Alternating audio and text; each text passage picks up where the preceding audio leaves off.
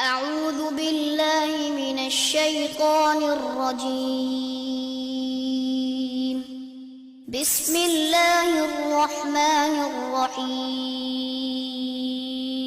إن الحمد لله نحمده ونستعينه ونستغفره ونعوذ بالله من شرور أنفسنا ومن سيئات أعمالنا من يهده الله فلا مضل له ومن يضلل فلا هادي له وأشهد أن لا إله إلا الله وحده لا شريك له وأشهد أن محمدا عبده ورسوله يا أيها الذين آمنوا اتقوا الله حق تقاته ولا تموتن إلا وأنتم مسلمون يا أيها الناس اتقوا ربكم الذي خلقكم من نفس واحدة وخلق منها زوجها وبث منهما رجالا كثيرا ونساء واتقوا الله الذي تساءلون به والأرحام إن الله كان عليكم رقيبا يا أيها الذين آمنوا اتقوا الله وقولوا قولا سديدا يصلح لكم أعمالكم ويغفر لكم ذنوبكم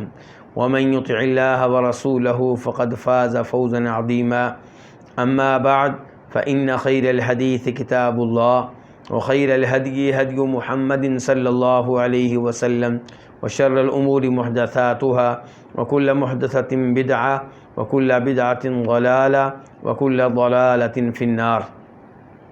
شرح السنہ امام بربہاری رحمہ اللہ اس عظیم الشان کتاب پہ دروس کا سلسلہ جاری و ساری ہے، اور یہ سب اللہ رب العزت کی توفیق سے ہے۔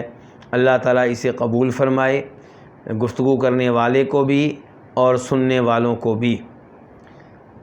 آج جو مسئلہ ہم پڑھیں گے اس کا نمبر ہے 70، اور 70 نمبر مسئلے کا آدھا حصہ ہم پڑھ چکے ہیں، آدھا حصہ آج ہم پڑھیں گے، لیکن ترجمہ کی حد تک میں پورے مسئلے کا ترجمہ کروں گا۔ امام بربہاری کہتے ہیں والایمان بأن المیت یقعد فی قبرہ، اس بات پہ ایمان لانا ہوگا کہ میت کو اس کی قبر میں بٹھایا جاتا ہے، وترسل فیہ الروح، اور اس میں روح بھیجی جاتی ہے، روح ڈالی جاتی ہے، حتی یسألہ منکر و نکیر، یہاں تک کہ اس سے سوال و جواب کرتے ہیں منکر اور نکیر فرشتے، عن الایمان و شرائعہ، ایمان کے بارے میں اور ایمان کی دیگر تفصیلات کے بارے میں، ثم تسل روحہ بلا الم، پھر اس سے اس کی روح کو بغیر کسی تکلیف و درد کے نکال لیا جاتا ہے۔ میں نے گزارش کی تھی کہ جو آخری الفاظ ہیں کہ روح کو بغیر کسی تکلیف کے دوبارہ نکال لیا جاتا ہے، اس کی کوئی دلیل نہیں مل سکی۔ اس کے بعد کہتے ہیں امام بربہاری وَيَعْرِفُ الْمَيِّتُ الزَّائِرَ اِذَا زَارَ، کہ میت پہچان لیتی ہے اس شخص کو جو زیارت کے لیے آئے، اذا زارہ، جب بھی وہ میت کی زیارت کے لیے آئے، وَيَتَنَاعَمُ الْمُؤْمِنُ فِي الْقَبْرِ، اور قبر میں مؤمن نعمتوں میں رہتا ہے، وَيُعَذَّبُ الْفَاجِرُ، اور فاجر کو قبر میں عذاب دیا جاتا ہے، کیف شاء اللہ، یہ اللہ کرتا ہے جس طرح وہ چاہتا ہے۔ تو سوال یہ ہے کہ کیا میت اس شخص کو پہچان لیتی ہے جو اس کی قبر کی زیارت کے لیے آتا ہے؟ امام بربہاری رحمہ اللہ نے اس بات کو تسلیم کیا ہے کہ فوت ہونے والا صاحب قبر اسے پہچانتا ہے جو صاحب قبر کی زیارت کے لیے آتا ہے، اور یہی اعتقاد اور عقیدہ اپنایا ہے بہت سے علماء کرام نے۔ یہ عقیدہ اپنانے والوں میں ایسے علماء کرام بھی ہیں جن سے ہم محبت کرتے ہیں، جن کی کتب سے ہم فائدہ اٹھاتے ہیں، جو سلف صالحین کے منہج پہ چلنے والے ہیں۔ ان میں دو بڑے نام امام ابن تیمیہ اور امام ابن القیم رحمہ اللہ، یہ دو شخصیات بھی ہیں۔ چنانچہ امام ابن القیم رحمہ اللہ فرماتے ہیں اپنی مشہور و معروف کتاب الروح میں، اور روح امام ابن القیم رحمہ اللہ کی وہ کتاب ہے جس میں روح کے بارے میں گفتگو کی ہے. اچھی کتاب ہے، لیکن اس میں امام صاحب نے بہت سے ایسے اقوال کو اپنایا ہے جن میں ان کے ساتھ اتفاق نہیں کیا جا سکتا. وہ اس بات کے قائل ہیں کہ صاحب قبر اس کو پہچان لیتا ہے جو زیارت کے لیے آتا ہے، صاحب قبر اس کا سلام سنتا ہے جو اسے سلام کہتا ہے، بلکہ اس کے سلام کا جواب بھی دیتا ہے.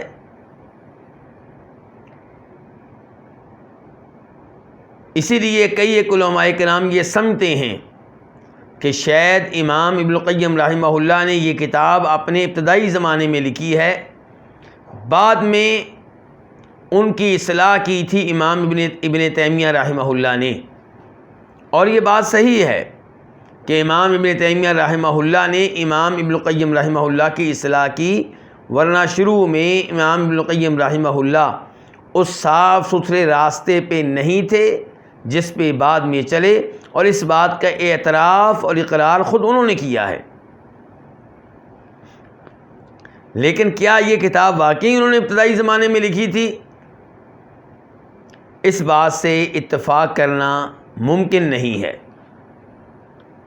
تو بہرحال امام ابن القیم رحمہ اللہ فرماتے ہیں اپنی اس کتاب میں، وَقَدْ شَرَعَ النَّبِيُّ صلی اللہ علیہ وسلم لِأُمَّتِي اذا سلموا على اہل القبور ان يسلموا علیہم سلام من یخاطبونہ.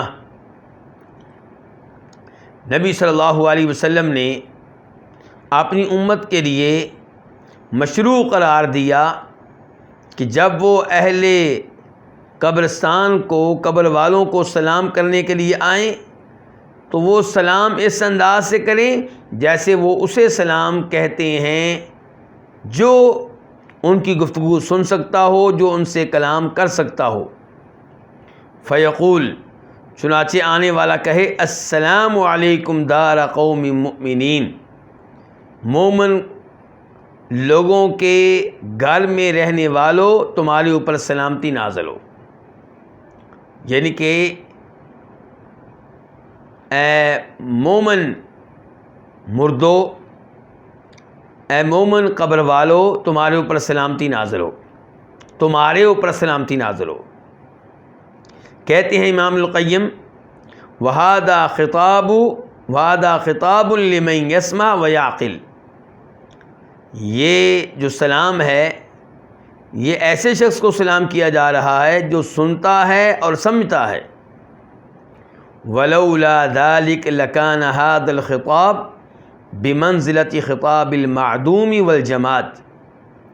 اگر کوئی یہ سمجھتا ہے بقول امام القیم رحمہ اللہ کے کہ یہ سلام اس سے نہیں ہے جو آپ سے گفتگو کر سکتا ہو، آپ سے ہم کلام ہو سکتا ہو، تو پھر اس کا مطلب یہ ہوگا کہ یہ خطاب اس سے کیا جا رہا ہے جس کا وجود ہی نہیں ہے، یا اس سے کیا جا رہا ہے جو بے جان ہے. کہتے ہیں والسلف مجمعون علی ھذا، سلف کا اس بات پہ اجماع ہے کہ یہ خطاب کس سے ہے؟ اس سے جو سمجھتا ہے، پہچانتا ہے، سنتا ہے. کہتے ہیں وقد تواترت الآثار عنہم، سلف سے ایسے کئی اقوال ملتے ہیں جن سے پتہ چلتا ہے کہ ان کا عقیدہ یہ ہے کہ بأن المیت یعرف زیارت الحی لہ، کہ مرنے والا صاحب قبر پہچانتا ہے اس زندہ کو جو اس کی زیارت کے لیے آتا ہے، وَيَسْتَبْشِرُ بِهِ، اور اس کی آمد پہ خوش بھی ہوتا ہے. کون خوش ہوتا ہے؟ صاحب قبر. یہ کون کہہ رہے ہیں؟ امام ابن القیم. اور اس کی نسبت کس کی طرف کر رہے ہیں؟ سلف کی طرف. اور ان کے استاد اور مشہور و معروف امام شیخ الاسلام ابن تیمیہ رحمہ اللہ فرماتے ہیں والمیت قد یعرف من یزور، کہ مرنے والا پہچانتا ہے اسے جو زیارت کے لیے آتا ہے. وَلِهَذَا كَانَتِ السُّنَّةُ أَن يُقَالَ السَّلَامُ عَلَيْكُمْ أَهْلَ دَارِ قَوْمٍ مُؤْمِنِينَ. کہتے ہیں کیا دلیل ہے اس بات کی کہ صاحب قبر اسے پہچان لیتا ہے جو قبر کی زیارت کے لیے آتا ہے؟ دلیل یہ ہے کہ حدیث میں آیا ہے کہ سنت طریقہ یہ ہے کہ آنے والا قبرستان میں پہنچ کر کیا دعا پڑھے؟ السلام علیکم، تمہارے اوپر سلامتی نازل ہو. مومن لوگوں کے گھر میں رہنے والوں، جن کے قبروں کو مومنوں کے گھر کہا جا رہا ہے، اور کہا جا رہا ہے اے مومن لوگوں کی اس بستی میں زندگی بسر کرنے والوں، تمہارے اوپر سلامتی نازل ہو. وَإِنَّا إِن شَاءَ اللَّهُ بِكُمْ لَاحِقُونَ. اللہ نے چاہا، اللہ کی مشیت ہوئی، اللہ کا ارادہ ہوا تو ہم بھی تمہارے پیچھے پیچھے آنے والے ہیں. وَيَرْحَمُ اللَّهُ الْمُسْتَقْدِمِينَ مِنَّا وَمِنْكُمْ وَالْمُسْتَأْخِرِينَ. ہم میں سے اور تم میں سے جو آگے جا چکے اللہ ان پہ بھی رحم فرمائے، اور جو بعد میں آنے والے ہیں اللہ ان پہ بھی رحم فرمائے. امام ابن تیمیہ کا یہ کلام، ان کی یہ گفتگو آپ کو مل جائے گی مجموع الفتاویٰ میں، جلد نمبر 24 میں 24 اور صفحہ نمبر 304 304. جو علماء کرام یہ عقیدہ رکھتے ہیں کہ صاحب قبر سنتا ہے، دیکھتا ہے اسے جو زیارت کے لیے آئے، ان کے دلائل میں سے ایک دلیل آپ کے سامنے رکھنا چاہوں گا. ایک دلیل تو وہ ہے جو ابن تیمیہ رحمہ اللہ نے دے دی ہے کہ ہمیں جو سلام سکھایا گیا ہے قبرستان والوں کے لیے، اس کے الفاظ سے یہ محسوس ہوتا ہے کہ قبر والے سنتے ہیں، اس لیے آپ مخاطب کر کے کہتے ہیں اے قبر والو تمہارے اوپر سلامتی نازل ہو. دوسری دلیل کیا ہے جس کے اوپر یہ لوگ اعتماد کرتے ہیں، بھروسہ کرتے ہیں؟ یہ وہ حدیث ہے جسے خطیب بغدادی اپنی مشہور و معروف کتاب تاریخ بغداد میں روایت کرتے ہیں، اور امام ذہبی اپنی مشہور و معروف کتاب سیر اعلام النبلاء میں روایت کرتے ہیں. کس سے روایت کرتے ہیں؟ عبد الرحمن بن زید بن اسلم سے. اور وہ روایت کرتا ہے کون؟ عبد الرحمن اپنے والد زید بن اسلم سے، اور زید بن اسلم روایت کرتے ہیں عطا بن یسار سے، اور عطا بن یسار روایت کرتے ہیں جناب ابو ہریرہ رضی اللہ عنہ سے، اور وہ کہتے ہیں کہ فرمایا نبی کریم صلی اللہ علیہ وسلم نے کیا فرمایا کہ ما من عبد یمر بقبر رجل کان یعرفہ فی الدنیا فسلم علیہ الا عرفہ ورد علیہ السلام. کہ جب بھی کوئی بندہ کسی ایسے شخص کی قبر کے پاس سے گزرتا ہے جس کو وہ دنیا میں جانتا تھا، پہچانتا تھا، اور پھر اسے سلام کرتا ہے، تو وہ بندہ اس کو پہچان لیتا ہے اور اس کے سلام کا جواب بھی دیتا ہے.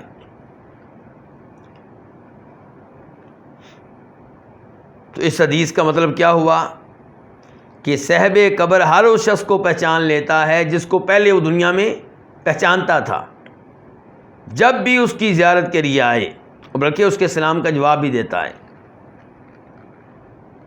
اس حدیث کو شیخ البانی رحمہ اللہ نے بھی اپنی اس کتاب میں ذکر کیا ہے جس کا نام ہے سلسلۃ الاحادیث الضعیفہ والموضوعہ، کہ من گرد ضعیف، ناقابل اعتبار، ناقابل اعتماد احادیث کا سلسلہ مجموعہ. یعنی کہ اس کتاب میں انہوں نے وہ روایات جمع کر دی ہیں جو من گڑت ہیں، خود ساختہ ہیں، یا انتہائی ضعیف ہیں، ان کا ثبوت نبی علیہ الصلوۃ والسلام سے نہیں ملتا. آپ کی طرف کسی بات کو منسوب کر دینا اور چیز ہے، اس کا صحیح معنوں میں ثبوت مل جانا یہ اور چیز ہے. ایسی روایات کو انہوں نے ایک کتاب میں جمع کر دیا تاکہ لوگ ان سے بچ سکیں، ان سے دور رہیں، ان پہ عمل نہ کریں، اپنا عقیدہ ان کے مطابق نہ بنائیں۔ تو اس کتاب میں روایت نمبر 4493 4493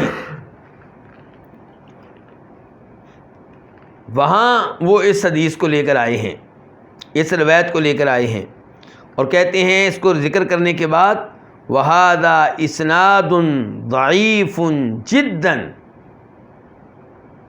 کہ یہ انتہائی کمزور سند پہ مشتمل حدیث ہے، یعنی کہ بالکل ناقابل اعتماد، ناقابل اعتبار۔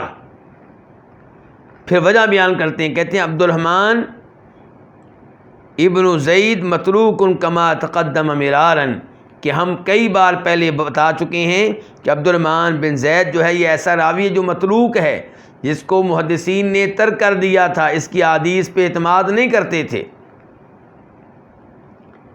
پھر کہتے ہیں وساق الذهبی فی ترجمتہ ھذا الحدیث فی جملۃ ما انکر علیہ، اور یہ حدیث امام ذہبی نے بھی ذکر کی ہے اپنی کتاب سیر اعلام النبلاء میں، جب اس راوی کے حالات کا تذکرہ کیا۔ کون سا راوی؟ عبد الرحمن بن زید بن اسلم، اس کے حالات کا تذکرہ کرتے ہوئے یہ حدیث ذکر کرتے ہیں، یہ بتانے کے لیے کہ اس آدمی نے بہت سی منکر قسم کی روایات بیان کی ہیں، ان منکر ضعیف ناقابل اعتماد روایات میں سے ایک روایت یہ ہے۔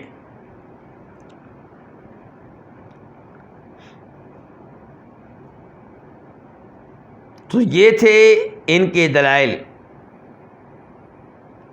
آپ کے پاس کیا دلیل ہے کہ صاحب قبر ان کو نہیں پہچانتا جو اس کی قبر پہ حاضری دیتے ہیں، آتے ہیں؟ ہمارے پاس دلیل اللہ رب العزت کا یہ فرمان ہے کہ وَهُمْ عَنْ دُعَائِهِمْ غَافِلُونَ، کہ جن کو تم اللہ کے علاوہ پکارتے ہو وہ تمہاری دعا سے، پکار سے غافل، بے خبر، لا علم ہیں۔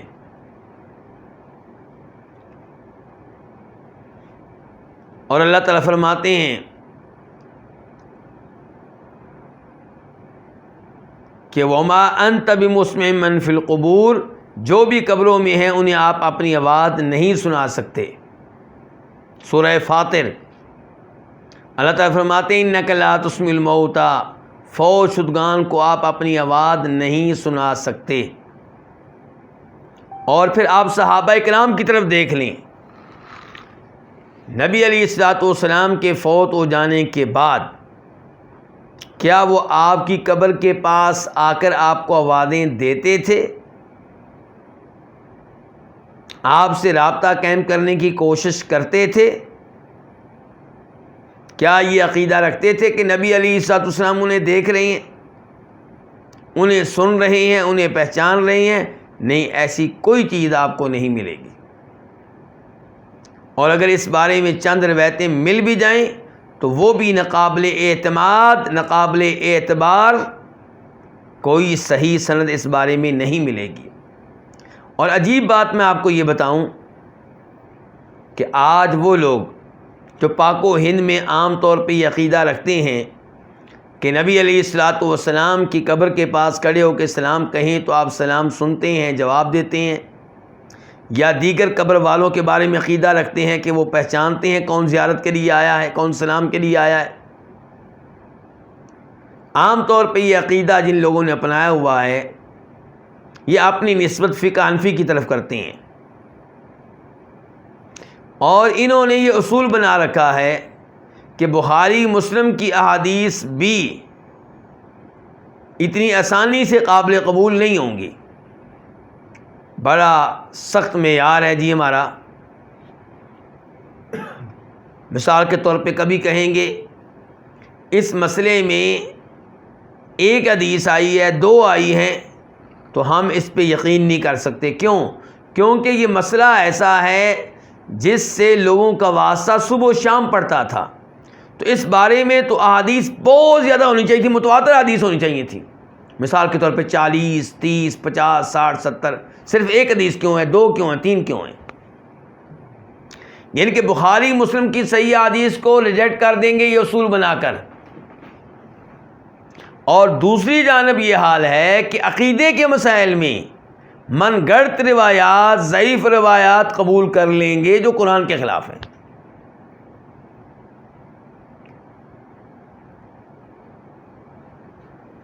تو نبی علیہ الصلوۃ والسلام کے صحابہ کرام کا عقیدہ ایسا نہیں تھا۔ ان کی صورتحال یہ تھی کہ بخاری میں روایت آتی ہے اور امام عبدالرزاق اپنے مصنف میں لے کر آئے ہیں کہ صحابہ کرام نے، یعنی کہ بہت سے صحابہ کرام نے نماز میں اتحیات کے دوران السلام علیکہ ایھا النبی کی جگہ پہ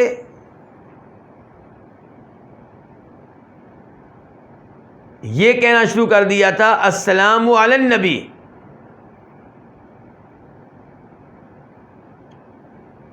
کہ نبی علیہ الصلوۃ والسلام پہ سلام ہو۔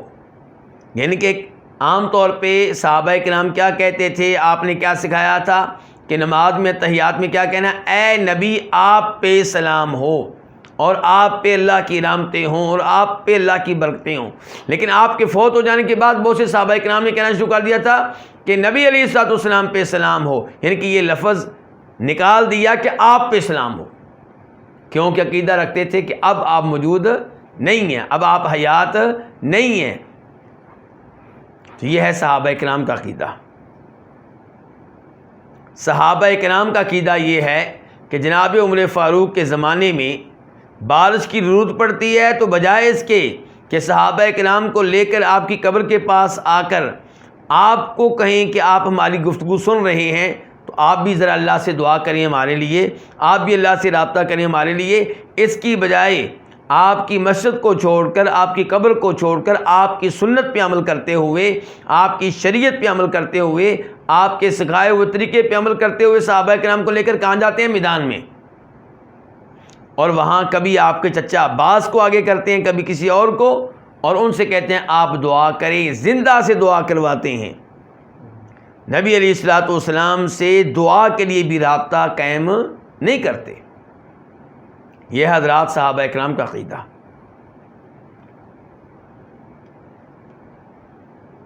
تو اس لیے یہ عقیدہ رکھنا کہ قبر والے سنتے ہیں، دیکھتے ہیں، یہ عقیدہ درست نہیں ہے۔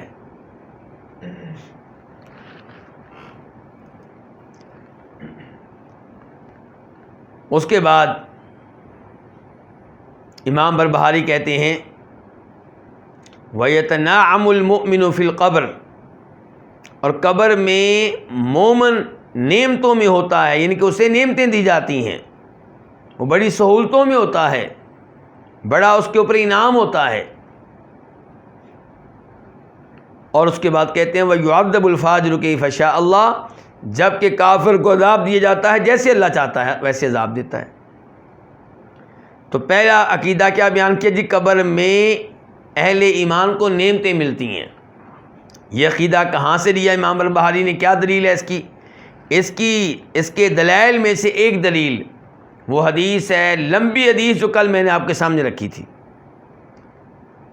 حدیث براء ابن عازب، یعنی کہ جس حدیث کو نبی علیہ السلام سے روایت کرنے والے صحابی کا نام کیا؟ براء بن عازب۔ اور میں نے وہ لمبی حدیث کس کتاب سے پڑھی تھی؟ احکام الجنائز سے، شیخ البانی رحمہ اللہ کی کتاب سے، اور بتایا تھا کہ وہ لمبی حدیث مسند احمد میں آتی ہے، کچھ اسے اس کے ابو داؤد، ابن ماجہ، دیگر کتب میں بھی آتے ہیں، اور مسند احمد کا تب میں نے نمبر نہیں بتایا تھا، وہ نمبر بھی اب آپ نوٹ کر لیں، 18534، 18534۔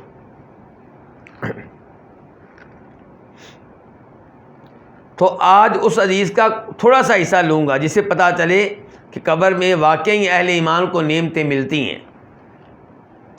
تو اس حدیث میں آتا ہے کہ جب قبر والے سے سوال و جواب ہوتے ہیں تو پھر اس کے بعد کیا ہوتا ہے؟ فَيُنَادِي مُنَادٍ مِّنَ السَّمَاءِ، تو آسمان سے آواز دینے والا آواز دیتا ہے، ان صدق عبدی، یہ کہ میرے بندے نے سچ کہا، فَأَفْرِشُوهُ مِنَ الْجَنَّةِ، اسے جنت کا بستر اس کے لیے لگا دو۔ تو نعمت ہوئی کہ نہ ہوئی؟ قبر میں جنت کا کیا مل رہا ہے؟ بستر. وَأَلْبِسُوهُ مِنَ الْجَنَّةِ، اور اسے جنت کا لباس پہنا دو. جنت کی ایک اور نعمت آ گئی، قبر میں مل رہی ہے کہ نہیں مل رہی؟ مل رہی ہے.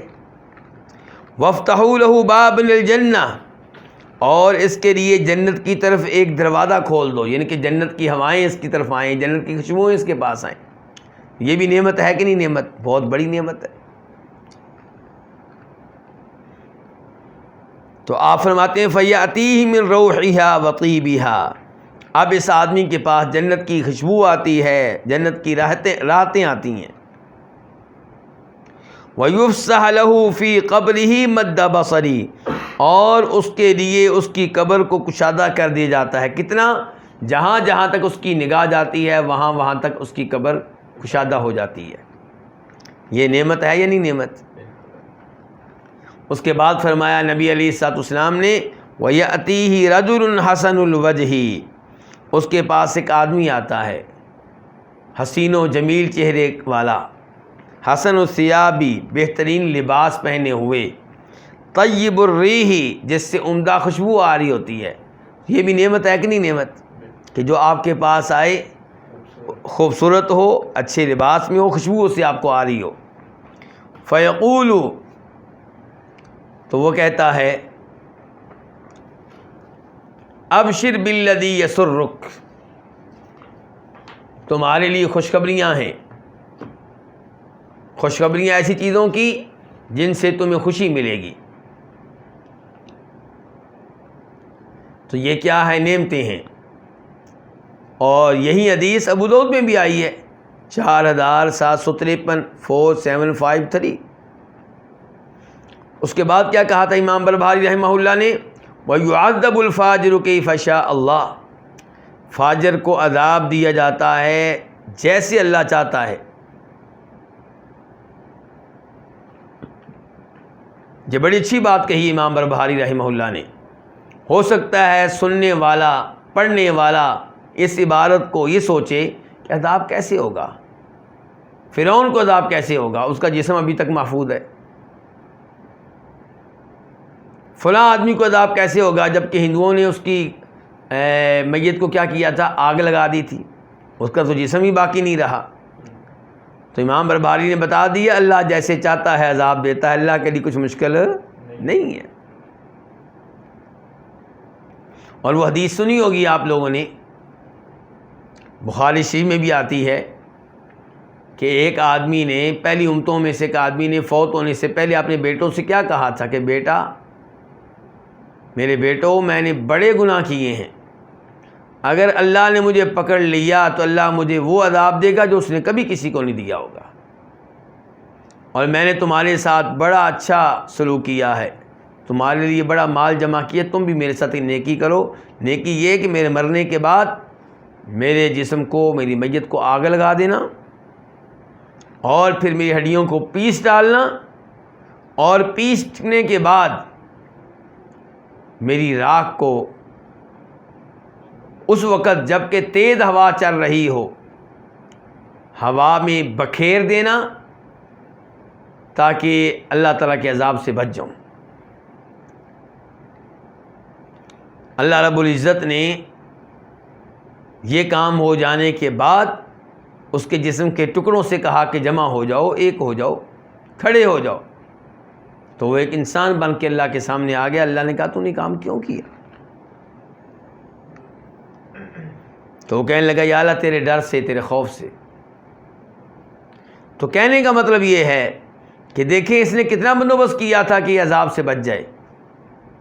اس نے سمجھا تھا کہ اب مجھے اللہ تعالیٰ پکڑ نہیں سکتے، اس نے سمجھا تھا کہ اب اللہ تعالیٰ مجھے عذاب نہیں دے سکتے کیونکہ میرا جسم ہی اب موجود نہیں ہے. لیکن اللہ تعالیٰ ان اللہ علی کل شیء قدیر، اللہ ہر چیز پہ قادر ہے. جو اللہ نطفے کے قطرے سے انسان کو پیدا کرنے پہ قادر ہے، وہ مٹی سے پیدا کیوں نہیں کر سکتا؟ وہ راکھ کو جمع کیوں نہیں کر سکتا؟ اس کے لیے کیا مشکل ہے؟ کوئی مشکل نہیں. تو امام بربہاری کہتے ہیں اللہ عذاب بھی دیتا ہے قبر میں جیسے چاہتا ہے. کیا دلیل ہے؟ اس کی پہلی دلیل وہی حدیث برا بن عازب، وہی مسند احمد اور اس کا یہ حصہ، فَيُنَادِي مُنَادٍ مِّنَ السَّمَاءِ، کہ جب میت کافر ہو اور جواب نہ دے سکے فرشتوں کے سوالوں کا، بلکہ کہے ہا لا ادری، ہائے ہائے مجھے نہیں پتا کسی بات کا، تو آسمان سے آواز دینے والا آواز دیتا ہے ان کذبا، کس نے جھوٹ کہا ہے، فَأَفْرِشُوا لَهُ مِنَ النَّارِ، اس کے لیے بستر لگا دو، کس چیز کا؟ آگ کا، جہنم کا۔ عذاب ہو رہا ہے کہ نہیں ہو رہا؟ وَافْتَحُوا لَهُ بَابًا إِلَى النَّارِ، اور اس کے لیے دروازہ کھول دو جہنم کی طرف، فَيَأْتِيهِ مِنْ حَرِّهَا وَسَمُومِهَا، اب اس کے پاس جہنم کی گرمی آ رہی ہے اور جہنم کی تپش وہ آ رہی ہے، وَيُضَيَّقُ عَلَيْهِ قَبْرُهُ، اور اس کے لیے اس کی قبر کو تنگ کر دی جاتا ہے، حَتَّى تَخْتَلِفَ فِيهِ أَضْلَاعُهُ، یہاں تک کہ اس کی پسلیاں ایک دوسرے میں داخل ہو رہی ہوتی ہیں۔ وَيَأْتِيهِ رَجُلٌ قَبِيحُ الْوَجْهِ قَبِيحُ الثِّيَابِ مُنْتِنُ الرِّيحِ، اور اس کے پاس ایک آدمی آتا ہے بد شکل، گندے کپڑے پہنے ہوئے، بدبو جس سے آ رہی ہوتی ہے۔ عذاب ہے ہی نہیں، عذاب ہے۔ تو وہ کہتا آ کر ابشر بالذی یسؤک، تمہیں خوشخبری ہو ایسے امور کی جو تمہیں برے لگیں گے، جن سے تمہیں تکلیف ہوگی۔ تو یہ حدیث واضح طور پہ دلیل ہے کہ کئی لوگوں کو قبر میں کیا ہوتا ہے؟ عذاب ہوتا ہے۔ اور قبر میں عذاب کے دلائل میں سے ایک دلیل سورہ مومن کی آیت نمبر 46 بھی ہے، 46۔ اللہ تعالیٰ فرماتے ہیں النار یعرضون علیہا غدوا وعشیا، کہ فرعون اور فرعون کے چیلوں کو آگ کے سامنے پیش کیا جاتا ہے صبح و شام۔ پیش کیا جائے گا نہیں، پیش کیا جاتا ہے آج۔ وَيَوْمَ تَقُومُ السَّاعَةُ، اللہ تعالیٰ فرماتے ہیں اور جب قیامت قائم ہوگی پھر حکم آئے گا کہ ادخلوا آل فرعون اشد العذاب، کہ آل فرعون کو شدید ترین عذاب میں داخل کر دو۔ سورہ مومن آیت نمبر 46 46۔ تو اس سے کیا پتہ چلا؟ عذاب ہوتا ہے کہ نہیں ہوتا؟ کیونکہ قیامت قائم ہونے سے پہلے کہا جا رہا ہے کہ ان کو آگ کے سامنے صبح و شام پیش کیا جاتا ہے۔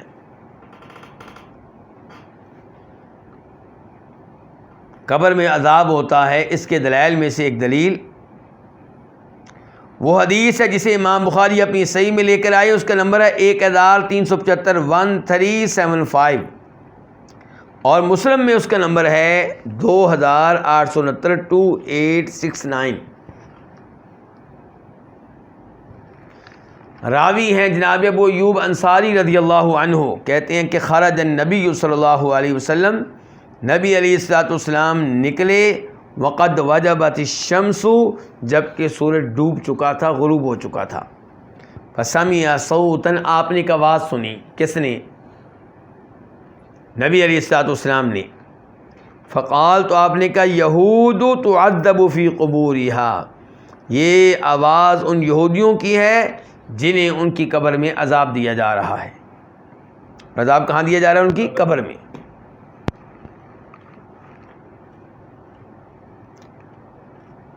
قبر کا عذاب برحق ہے، یہ عقیدہ پختہ کر لیجئے، اس کے دلائل کو نوٹ کر لیجئے، کیونکہ فتنوں کا زمانہ ہے۔ کئی لوگ ایسے پیدا ہو چکے ہیں جو عذاب قبر کا انکار کرتے ہیں، اور اپنے آپ کو جدید تعلیم یافتہ کہتے ہیں۔ تو ایک اور دلیل کیا ہے؟ حدیث ابن عباس، بخاری شریف میں آئی ہے، اس کا نمبر ہے وہاں پہ 1378 1378۔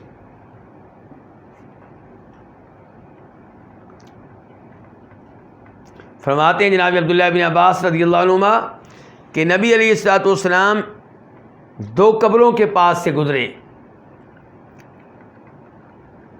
اور فرمایا انہما لیعذبان، ان قبر والوں کو عذاب دیا جا رہا ہے۔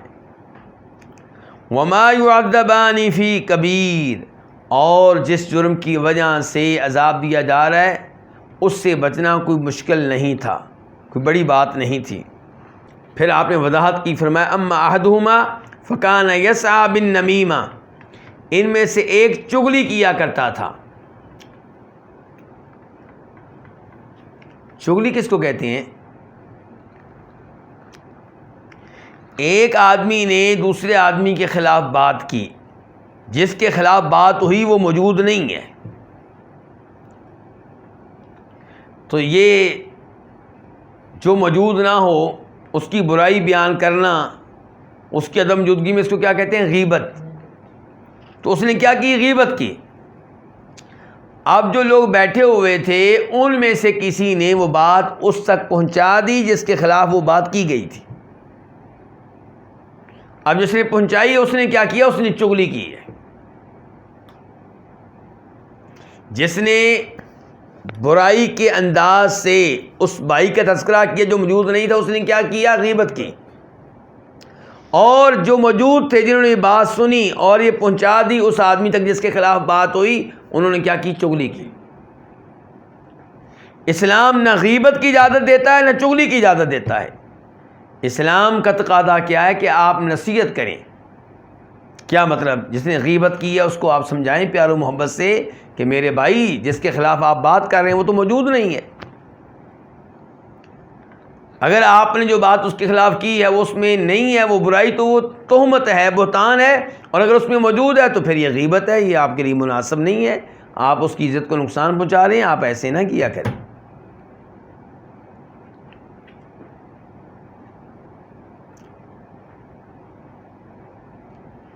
تو اس انداز سے آپ روکیں گے، کس سے؟ غیبت کرنے سے. لیکن آپ اس کو تو روکتے نہیں ہیں، نیکی کا یہ کام تو کرتے نہیں جو اسلام چاہتا ہے کہ آپ کریں. آپ اس کی بجائے وہ بات اس تک پہنچا دیتے ہیں جس کے خلاف بات کی گئی ہوتی ہے. اس سے کیا ملے گا آپ کو؟ اس سے یہ ہوگا کہ ان دو بھائیوں کے مابین ہمیشہ ہمیشہ کے لیے دشمنی قائم ہو جائے گی. اگر آپ یہ بات اس تک نہ پہنچاتے تو ٹھیک ہے، پہلے آدمی نے غیبت کر کے جرم کیا تھا، لیکن دونوں کے دلوں میں آپس میں نفرت پیدا نہیں ہونی تھی. لیکن جب آپ نے اس کو جا کے بتایا تمہارے خلاف، تمہاری موجودگی میں ایسی باتیں کرتا ہے، اب اس کو آگ لگ گئی، اس کا خون کھولنے لگا. اب دشمنی بڑھے گی، اختلافات بڑھیں گے، اور اسلام نہیں چاہتا کہ مسلمان آپس میں لڑتے رہیں. تو فرمایا ان دو کو عذاب دیا جا رہا ہے. ان میں سے ایک جو تھا وہ کیا کیا کرتا تھا؟ چغلی. اور جو دوسرا تھا فرمایا فکان لا یستتر من بولہ، وہ پیشاب کے قطروں سے جسم کو، کپڑوں کو بچانے کی کوشش نہیں کرتا تھا. پیشاب کیا ہے؟ پلید چیز ہے. انسان کا پیشاب کیا ہے؟ پلید چیز. جب آپ پیشاب کریں اس طرح بیٹھیں، ایسی جگہ بیٹھیں جہاں آپ کے کپڑے خراب نہ ہوں. تو اس لیے اگر کوئی اس بات کی پرواہ نہیں کرتا کہ پیشاب کے قطرے اس کے جسم پہ گر رہے ہیں نہیں گر رہے، کپڑوں پہ گر رہے ہیں کہ نہیں گر رہے، وہ ایسا جرم کر رہا ہے جس کی وجہ سے قبر میں کیا ہوتا ہے؟ عذاب ہوتا ہے.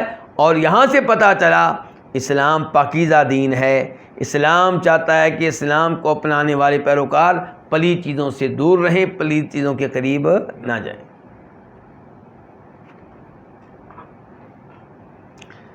تو یہ حدیث ہے بخاری شریف کی 1378 1378. اس سے بھی پتہ چلا کس کا؟ عذاب قبر کا. اب گزارش یہ ہے کہ عذاب قبر کے دلائل بہت سارے ہیں، اور یہ چیز ایک حقیقت ہے، اس کو مان لینا چاہیے، اس کا انکار کرنے سے بچنا چاہیے. اب ہم بڑھتے ہیں اس مسئلے کی طرف جو اس کے بعد ہے. وہ کیا ہے؟ مسئلہ نمبر 71 وَاعْلَمْ أَنَّ الشَّرَّ وَالْخَيْرَ بِقَضَاءِ اللَّهِ وَقَدَرِهِ. یہ بات بھی جان لیں کہ شر ہو یا خیر، جو کچھ بھی ہوتا ہے اللہ کی قضاء سے ہوتا ہے، اللہ کی تقدیر کے مطابق ہوتا ہے. دنیا میں خیر کا کام ہو یا شر کا کام، یہ سارے کام اللہ نے تقدیر میں لکھے ہوئے ہیں، اللہ کو پہلے سے معلوم ہے، اللہ کے لیے نئے نہیں ہیں۔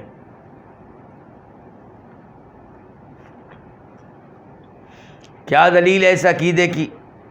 پہلے نمبر پہ سورہ یاسین آیت نمبر 12، اللہ تعالیٰ فرماتے ہیں وَكُلَّ شَيْءٍ أَحْصَيْنَاهُ فِي إِمَامٍ مُبِينٍ، اور ہر چیز، یعنی کہ اچھی ہو یا بری، خیر ہو یا شر، حق ہو یا باطل، ہر چیز احصیناہ، ہم نے اس کو ضبط کر رکھا ہے، محفوظ کر رکھا ہے، نوٹ کر رکھا ہے، فی امام مبین، لوح محفوظ میں۔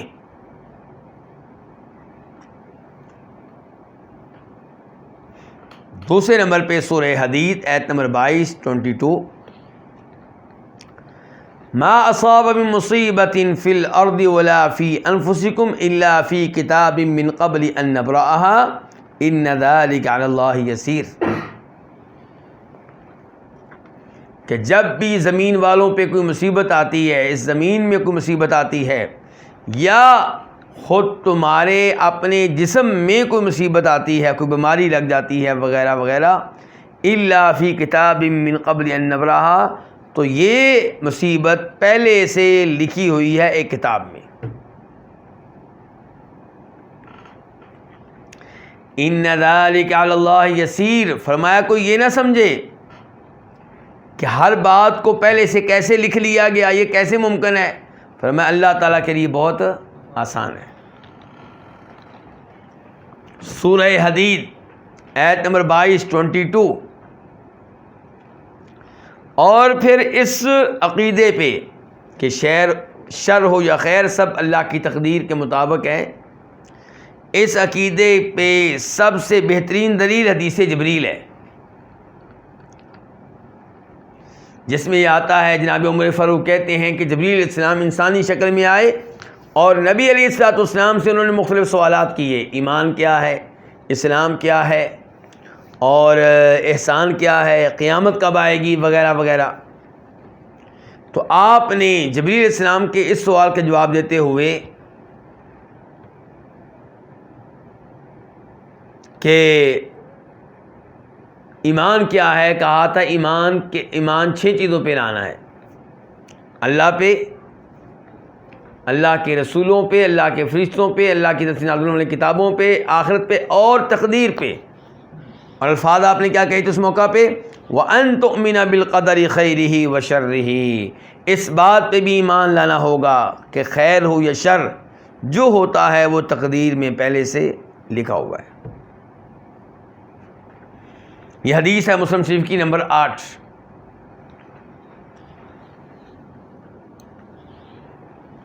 تو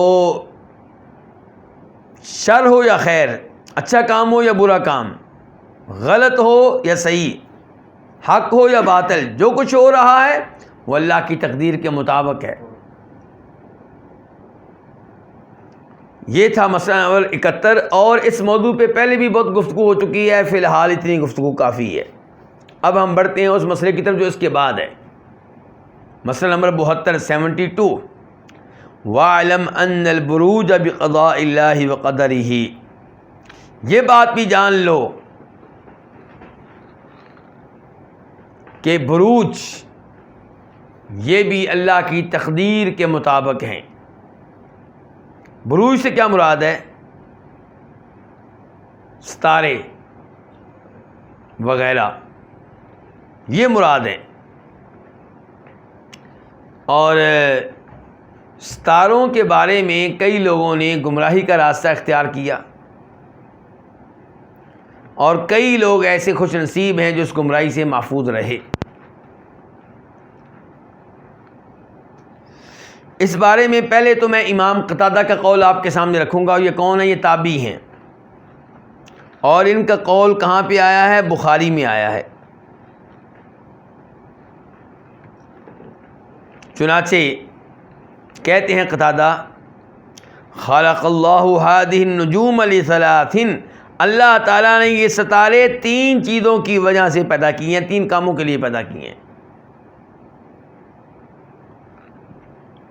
جعلها زینة للسماء ورجوما للشیاطین، اللہ تعالیٰ نے ان ستاروں کو زینت بنایا ہے. کس کے لیے؟ آسمان کے لیے.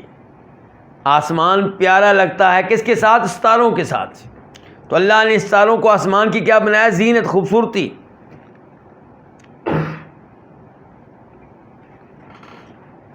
وَرُجُومًا لِلشَّيَاطِينِ، اور اللہ نے یہ ستارے بنائے ہیں شیطانوں کو مارنے کے لیے.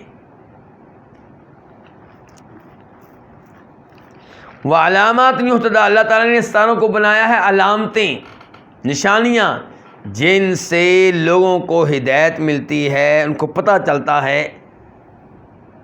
کہ ہم نے کب کدھر جانا ہے، قبلہ کدھر ہے، فلاں شہر کدھر ہے، وغیرہ وغیرہ. اور سمندری سفر کرتے ہوئے، خشکی کا سفر کرتے ہوئے کئی دفعہ یعنی کہ ایسی صورتحال پیدا ہو جاتی ہے کہ انسان صرف ستاروں کے ذریعے جان سکتا ہے کہ میں کہاں جا رہا ہوں، کدھر جانا ہے میں نے، اور ٹائم کیا ہے، وغیرہ وغیرہ. امام قتادہ نے 3 فائدے بتائے ہیں یہ ستاروں کے. نمبر 1، آسمانوں کے لیے زینت ہے. نمبر 2، ان کے ذریعے شیطانوں کو مار پڑتی ہے. نمبر 3، ان سے لوگ ہدایت پاتے ہیں، راستہ ان کو معلوم ہوتا ہے، ان کو رہنمائی ملتی ہے. کہتے ہیں قتادہ فمن تأول فيها بغیر ذلك اخطأ وضاع نصیبہ وتکلف ما لا علم له به، جو ستاروں کے بارے میں اس کے علاوہ کوئی سوچ رکھے تو اس نے غلطی کی اور اپنے حصے کو ضائع کر دیا، اور ایسی چیز کا تکلف کیا جس کا اسے علم ہی نہیں ہے. تو اللہ تعالیٰ نے ستارے پیدا کیے ہیں کن کے لیے؟ 3 چیزوں کے لیے. نمبر 1، آسمانوں کے لیے زینت. دلیل کیا ہے؟ اللہ کا فرمان سورہ صافات آیت نمبر 6، اِنَّا زَيَّنَّا السَّمَاءَ الدُّنْيَا بِزِينَةٍ الْكَوَاكِبِ، کہ بے شک ہم نے آسمان دنیا کو، قریب والے آسمان کو مزین کیا ہے بزینتن، ایک بڑی خوبصورت چیز کے ساتھ. وہ کیا ہے؟ الکواکب، ستارے.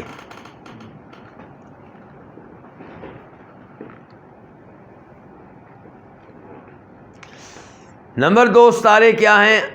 ان سے لوگ رہنمائی لیتے ہیں، اور اس پہ گفتگو پہلے کر چکا ہوں. نمبر 3، یہ ستارے ہیں شیطانوں کو بھگانے کے لیے. اس کی دلیل کیا ہے؟ کیونکہ یہ الفاظ کس نے کہے تھے؟ امام قتادہ نے، اور وہ نبی نہیں ہیں. تو ہمیں دیکھنا پڑے گا کہ انہوں نے یہ کہاں سے لیا یہ عقیدہ. تو اس کے دلائل دے رہا ہوں. اور تیسرے نمبر پہ کیا کہا گیا تھا کہ شیطانوں کو بھگانے کے لیے اس کی کیا دلیل ہے؟ سورہ صافات آیت نمبر 6 سے لے کے 9 تک اللہ تعالیٰ کہتے ہیں اِنَّا زَيَّنَّا السَّمَاءَ الدُّنْيَا بِزِينَةٍ الْكَوَاكِبِ، کہ بے شک ہم نے آسمان دنیا کو، اس قریبی آسمان کو ایک بڑی خوبصورت چیز کے ساتھ آراستہ پہ راستہ کیا ہے، خوبصورت بنایا ہے، مزین کیا ہے.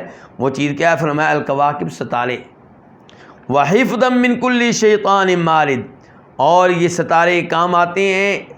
ان کی ہم نے ایک اور ڈیوٹی بھی لگائی ہے. وہ کیا؟ ہر سرکش شیطان کو مارنے کے لیے ہیں. یہ لا يسمعون الى الملأ الاعلى ويقذفون من كل جانب، چنانچہ ان کو مارا جاتا ہے، شیطان، جنوں کو، سرکش شیطانوں کو. کیوں؟ تاکہ یہ فرشتوں کی گفتگو کان لگا کر نہ سن سکیں. وَيُقْذَفُونَ مِن كُلِّ جانب، اور ہر جانب سے ان کو مارا بھی جاتا ہے. دُحُورًا وَلَهُمْ عَذَابٌ وَاصِبٌ، ان کو دھکیلا جاتا ہے اور ان کے لیے مسلسل عذاب ہے، دائمی عذاب ہے. ایسا عذاب ملے گا جو دائمی ہوگا، جس میں انقطاع نہیں ہوگا، وقفہ نہیں ہوگا.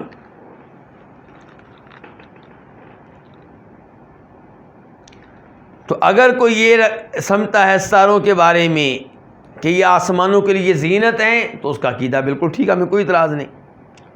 اگر کوئی یہ سمجھتا ہے کہ ستارے شیطانوں کو بھگانے کے لیے ہیں، تو یہ بھی بالکل ٹھیک ہے. باقی کیا رہ گیا؟ یہ عقیدہ رکھنا کہ ستارے جو ہیں یہ اپنا اثر ڈالتے ہیں، یہ مؤثر ہیں. فلاں ستارہ یہاں پہ آ جائے تو پھر میری شادی ہوگی، پھر مجھے بیٹا ملے گا ورنہ نہیں ملے گا۔ تو ستاروں کے بارے میں یہ سوچ رکھنا کہ یہ مؤثر ہیں، اثر انداز ہیں میری زندگی پہ، میرے معاملات پہ، یہ طریقہ جو ہے یہ نجومیوں کا ہے، جادوگروں کا ہے، کاہنوں کا ہے۔ جبکہ حقیقت یہ ہے کہ ستاروں کے بارے میں اسی قدر نظریہ رکھیں جو امام قتادہ نے بتا دیا، ورنہ ستاروں کا کوئی تعلق نہیں ہے ہمارے دیگر امور سے۔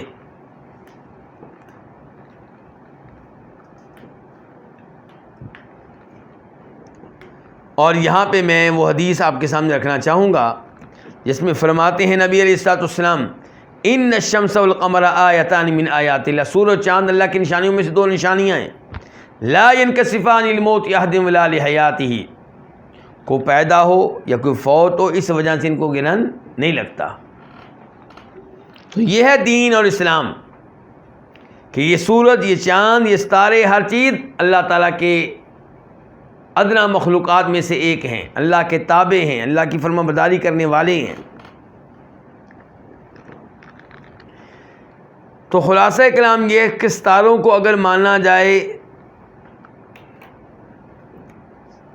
کیا مانا جائے؟ علامت اور نشانی، تو اس میں کوئی حرج نہیں ہے۔ جیسا کہ آپ لوگوں نے سنا ہوگا 2 سال پہلے لوگوں میں یہ بات مشہور ہو گئی تھی کہ جناب کرونا ختم ہونے والا ہے 12 مئی تک۔ کب تک؟ 12۔ بڑی پوسٹیں لگی تھیں، بڑی خبریں آئی تھیں۔ دلیل کیا دی گئی تھی؟ جی حدیث آتی ہے،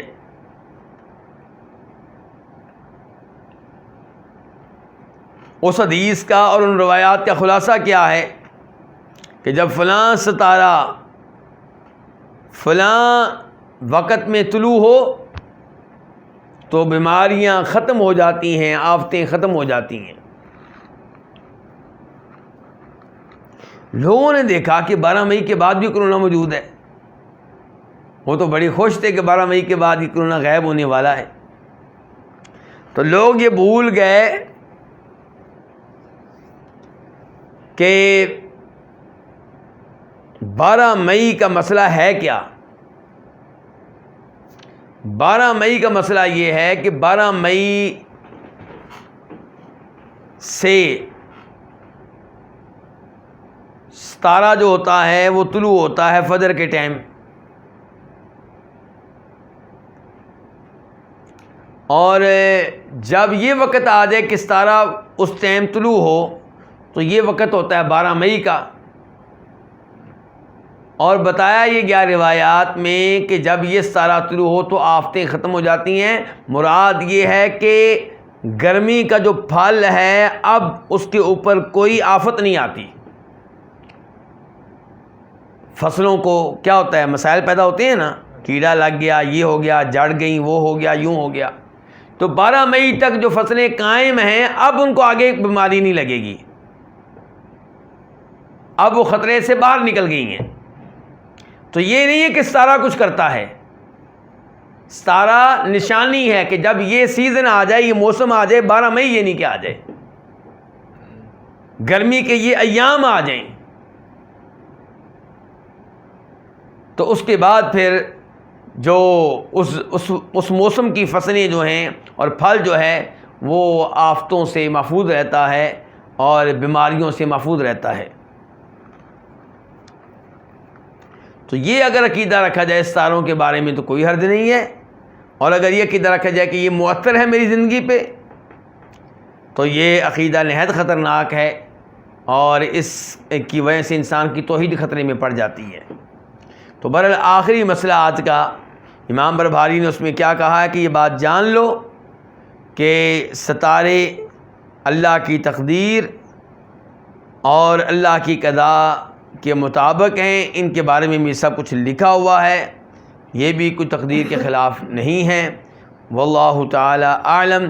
انشاءاللہ آئندہ درس اس کے بعد والے مسئلے سے شروع کریں گے، لیکن اعلان یہ ہے کہ عید آ رہی ہے تو آئندہ منگل اور بدھ کو درس نہیں ہو سکے گا یعنی کہ ایک ہفتے کی چھٹی ہے، اس کے بعد والا جو منگل بدھ آئے گا انشاءاللہ درس ہوگا۔ اور گزارش کروں گا کہ یہ ایام ذی الحجہ کے ابتدائی 10 ایام بڑے قیمتی ایام ہیں۔ ان ایام میں نیک اعمال اللہ کو بڑے پیارے لگتے ہیں، بڑے عمدہ لگتے ہیں، تو کثرت کے ساتھ ہر طرح کے نیک اعمال کو بجا لائیں، تلاوت میں اضافہ کر دیں، اذکار میں اضافہ کر دیں، رشتہ داروں سے صلہ رحمی کریں، صدقہ خیرات کریں۔ ان دنوں میں کوئی حج پہ جا سکتا ہے تو جائے، عمرہ کر سکتا ہے تو کرے، طواف کر سکتا ہے تو کرے، جو خیر کا کام آپ کر سکتے ہیں کریں۔ سبحان اللہ کہتے رہیں، اللہ اکبر کہتے رہیں، لا الہ الا اللہ کہتے رہیں، سبحان اللہ بحمدہ سبحان اللہ العظیم پڑھتے رہیں، تلاوت کرتے رہیں، سورہ اخلاص پڑھیں، سورہ فلق پڑھیں، سورہ ناس پڑھیں، اور بار بار یہ اعمال کریں، کیونکہ ان ایام میں اللہ تعالیٰ کو نیک اعمال بڑے پیارے لگتے ہیں۔ یہ اللہ کے نبی نے بتایا علیہ الصلوۃ والسلام نے، اور اگر آپ ان ایام کی وجہ سے نیک اعمال میں اضافہ نہیں کرتے تو گویا کہ آپ توہین کر رہے ہیں نبی علیہ الصلوۃ والسلام کی اور اللہ رب العزت کی۔ گویا کہ میں یہ نہیں کہہ رہا کہ واقعی آپ توہین کر رہے ہیں، لیکن گویا کہ آپ کہتے ہیں مجھے کوئی لینا دینا نہیں ہے اس بات سے کہ اللہ تعالیٰ کو محبت ہے نیک اعمال سے، میں اس وجہ سے نیک اعمال میں اضافہ نہیں کروں گا۔ تو میرے بھائیوں، ان ایام میں نیک اعمال کا اہتمام کرنا چاہیے، خصوصاً 9 ذی الحجہ کا روزہ۔ کس طریقہ؟ 9 یعنی کہ عید سے ایک دن پہلے کا روزہ۔ اس روزے کے بارے میں فرماتے ہیں نبی علیہ السلام، مسلم شریف کی حدیث ہے کہ مجھے امید ہے کہ اللہ تعالیٰ اس کی وجہ سے 2 سالوں کے گناہ معاف کریں گے، مٹائیں گے، 1 سال پہلے کے 1 سال بعد کے۔ اتنا قیمتی روزہ، لیکن یہ روزہ رکھیں گے کس طریق کو؟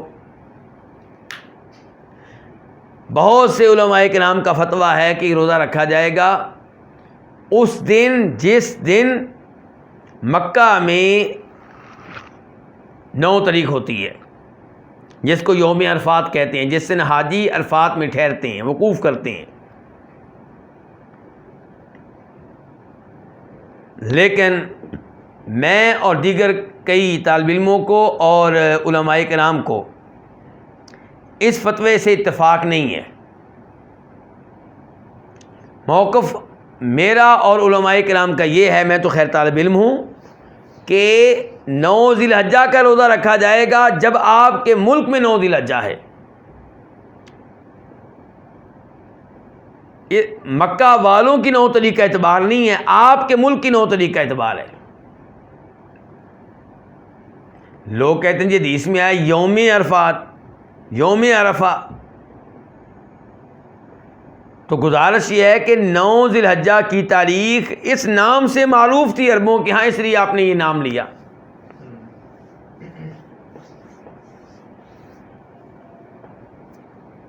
تو مراد 9 تاریخ ہے، ورنہ آپ بتائیے کہ اب تو ہمیں انڈیا میں بیٹھ کر، پاک و ہند میں بیٹھ کر، بنگلہ دیش میں بیٹھ کر یہ معلوم ہو جاتا ہے کہ مکہ میں 9 تاریخ کب ہوگی، تو 100 سال پیچھے چلے جائیں، 1300 سال سے مسلمان اس حدیث پہ کیسے عمل کر رہے تھے؟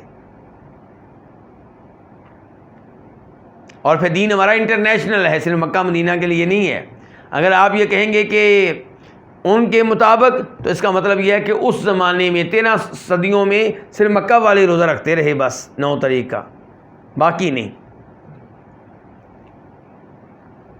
اور پھر آپ یہ بتائیں کہ وہ لوگ جن کے ممالک میں مکہ والی 9 تاریخ کے دن عید ہوتی ہے، وہ اس دن کا روزہ کب رکھیں گے؟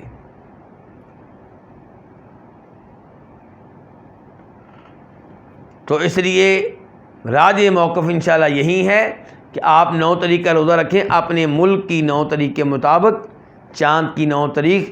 اللہ رب العزت یہ روزہ رکھنے کی توفیق دے، اور پھر جوش و خروش سے قربانی والدین جانور بھی ذبح کریں۔ بڑا عظیم عمل ہے، بڑی عظیم سنت ہے۔ اللہ تعالیٰ مجھے اور آپ سب کو توفیق عنایت فرمائے۔